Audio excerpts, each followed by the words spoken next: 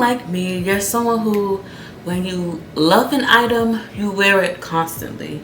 You wear it for years to come, and you plan on having it in your wardrobe for a lifetime. So in today's video, we're going to start a conversation about wearing our clothes. And this was inspired by a podcast entitled Sustain This. And they referenced an article from British Vogue and an episode entitled Why Don't We Wear Our Clothes to Death Anymore? So I thought I was interested in the thoughts that the ladies had about this article. So I read the article. I will link it down in the description box below, and decided to share some of the article and give you some of my own take. So I just want to say that I'm not a sustainable consumer, but I'm into personal style and intentionally curating and building your wardrobe. And so because of that, I'm not a trend focused kind of creator. I'm not a trend focused person in general, but especially when it comes to style, because we're specifically talking about style, I'm not moved by trends. So that doesn't mean to say that I don't see the trends, but unless they align with my personal style, I don't get involved. So I like this article. One of the questions that this article posed is, are we getting enough rid of our clothes? Now, I'm someone who wears my clothing into the ground. As a matter of fact, one of the reasons why I wore this dress today is because I was looking through my emails. I wanted to that question really made me think. What clothing items do I have currently now in my wardrobe that I wear that I still own? And this is one of the items. There are several items from both summer, which is the season that we're in now, and fall and winter. But this is an Anika Chu dress that I bought, and according to this receipt that I found in my email, which I know, like, why do you have an email from this long ago? Is I bought this dress April 29th, 2020. And here it is, July 27th, 2024. So I've had this dress for 4 years. And I just wore this dress in March to a special event. I'll pop the picture on the side so you can see it. So I'm someone who wears my clothing often. If it's an item I like, I really think about how can I wear this item several different ways. Is this going to be in my wardrobe for years to come? And I go from there. So I don't know. Maybe I think sometimes we have to think about, it might be how we were raised and the things that affected us as teenagers that maybe affect subconsciously how we feel about clothing and how we wear them or don't decide to wear them. So in my family, I was thinking, as I grew up, my parents tried to instill in my siblings, and I have a younger sister and a younger brother. So I'm the oldest, so they tried to instill in us the importance of taking care of your items and being grateful for what you have, because there's always someone who has less than what you have. So be grateful for what you do have. And I think that going forward, whether I've realized it or not in my life, that's why when it comes to clothing items, I try to hold on to them too. Basically, I can't anymore. Unless it's something that doesn't align with my personal style, then I'm willing to donate it or to give it to a friend who I know's style aligns with it, or something to that nature. But either way, I don't know if that has something to do with it. But I know that as teenagers, at least when I was going to school, many people will criticize you. You will get bullied if you wear something so close together. If you wear an item one day and then you wear it another day, people will try to pick on you. I've actually had that happen when I was in high school. I wore a clothing item. I wish I remember what it specifically was. I feel like it was a jersey. I know.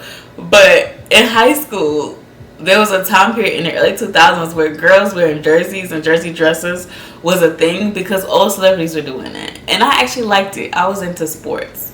I still enjoy sports. So I had I think it was a jersey dress.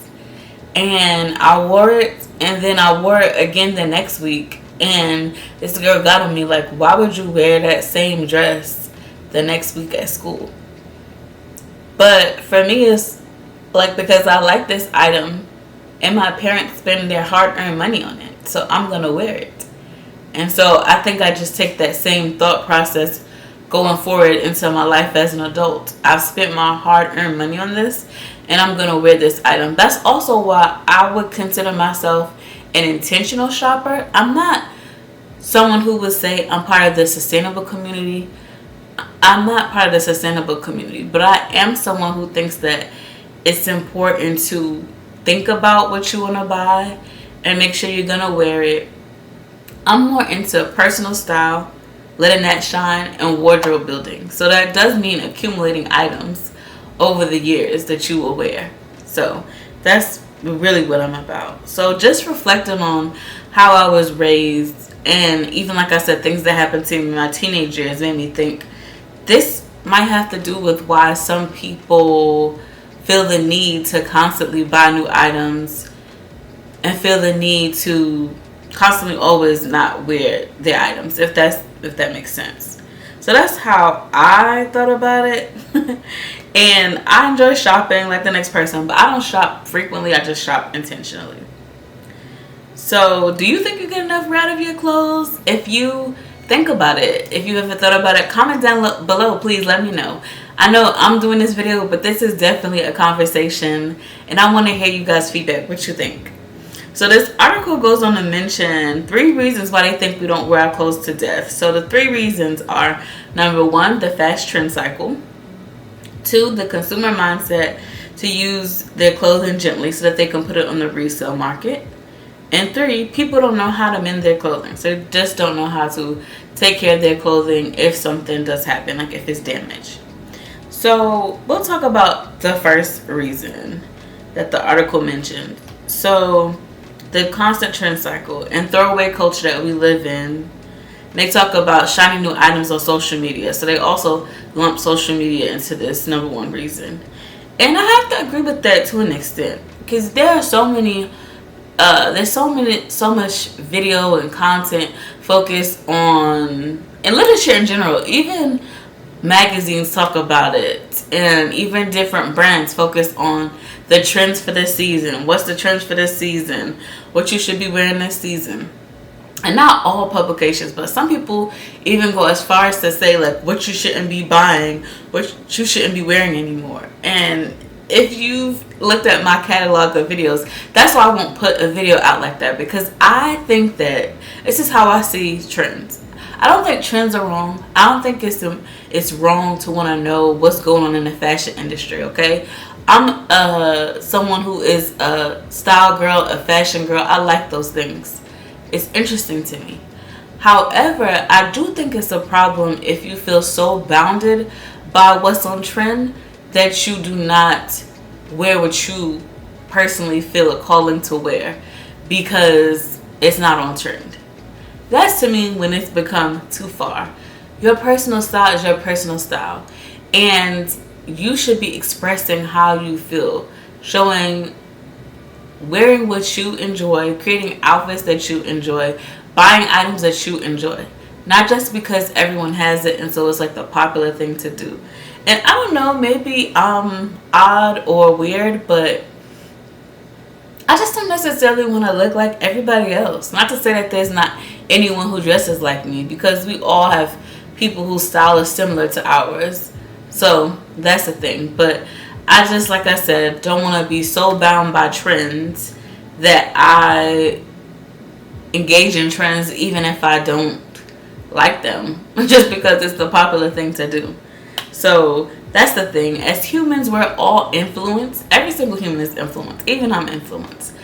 So you have to really sometimes stop, take a minute, reflect, and really think, do I like this item because I like it, or because it's been all over my social media feed? Do I like this item because I like it, or because I read Harper's Bazaar, Net-a-Porter magazine, Glamour, and they told me that this is what's in? So it takes a lot to really focus and hone in on, and courage, I think, to go against the grain sometimes and follow what you feel you want to wear. So that's what I say. I do think that is the number 1 reason. And yeah, people we live in, as much as people like to be and say that they're independent, really, like I said, we're all influenced. And so if you're not careful, you can let other people's voices or their style, archetypes, or personalities be yours if you're not careful. And so that's the reason why, yes, again, on my channel, I show my personal style. I reflect my personal style. But I, again, want to encourage you to champion your own style.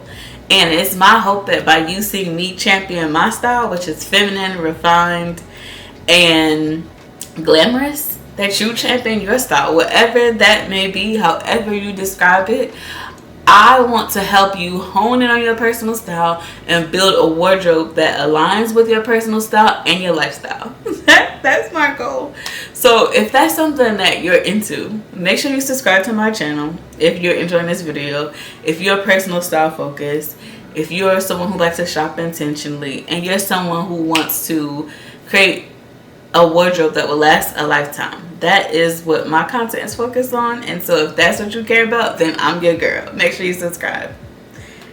So the second reason that this article mentions is that people are using their items to death because they're thinking about resale value. So a lot of people, when they buy luxury items, I wouldn't say a lot of people, but some people, when they buy luxury items, they really do think about the resale value.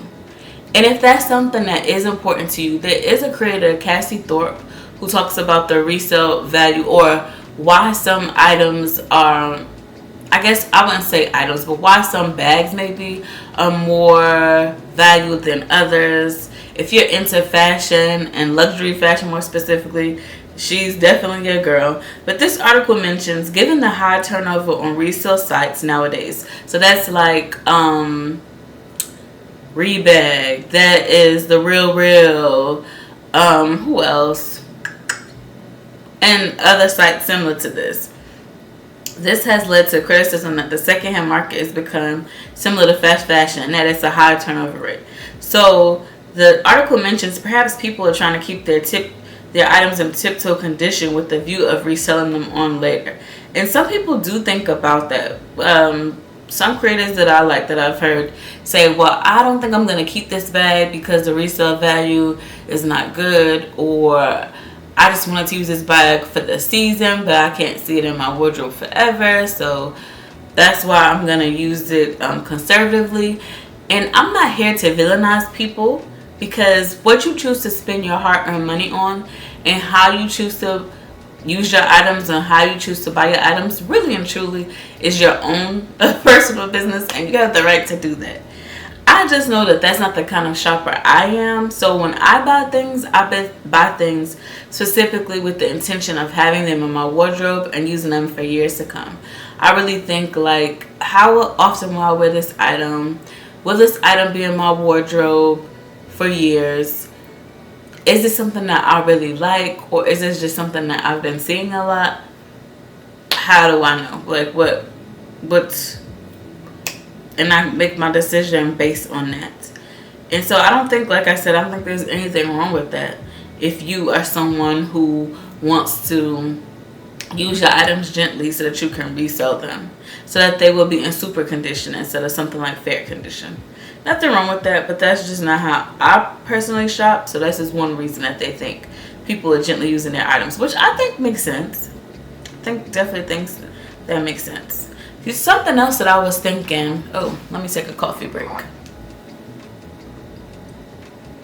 Something else that I was thinking is that some people also probably don't wear their items that often, because if they buy a luxury item, then they only want to wear it on special occasions, and they want to be very careful and gentle with that item, so they don't wear it that often.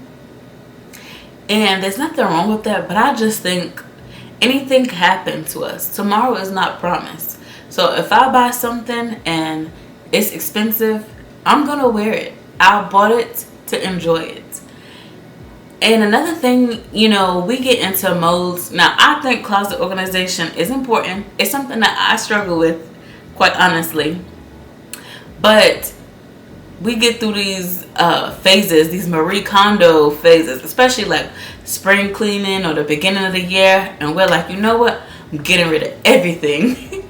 And so if you are not careful, you start getting rid of all of these things. And it's nothing wrong with getting rid of things, but if something still aligns with your personal style, I think it's worth reflecting and seeing, like, why don't I wear this item? Is it that I'm treating it too precious? Is it that I'm allowing the fact that it's not on trend now to affect how I'm wearing this item? Now, if it doesn't align with your personal style, I definitely say gift it, sell it, donate it, what have you. So definitely something to think about. Now, the third aspect, which is a category that I fall under, is that most people don't have the skills to personally mend a garment, change a button, patch holes, etc. And so because of this, many people get rid of their clothing items instead of going to a tailor or seamstress. So I personally go to a tailor or seamstress. I even have a dry cleaners. They have alterations. They have mending services. So I use that for my clothing. I am someone, unfortunately, who falls into this category. I cannot sew. I have a grandmother who sews, but unfortunately she's been sick. As a matter of fact, she's in the hospital now. She should be, well, now it's later, so she should have been discharged by now. But she's the person who used to like sew my items for, sew items for me. And I have been thinking, like, maybe when she gets better, we can sew together. And maybe those are some skills I can learn. For many years, we didn't live in the same place. So I didn't really have an opportunity to learn from her. But I wish I did, especially because we're both left-handed. So who knows, maybe I can look into a sewing class, or maybe when she gets better, she can teach me some little things like adding buttons, changing buttons, zippers, and the like. We will see.